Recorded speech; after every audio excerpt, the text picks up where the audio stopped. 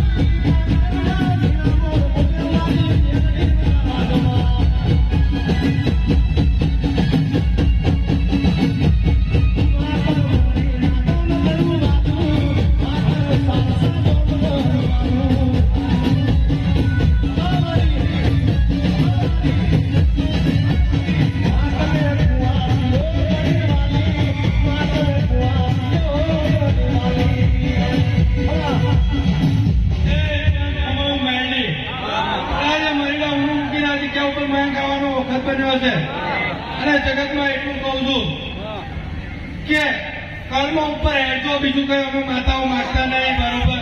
અને મારે મરીડામાં જોયું તો મારા પારે કે કચરા પોતું કરાવી મનનો કચરો સાફ કર્યો છે, એમ છતાંય મનનો કચરો સાફ રાખી પડતો થયો જતા કોદાળો પાછું કરીને જોવા વાળો હાલ હાલ હાલ હાલ હાલ હાલ હાલ દેવી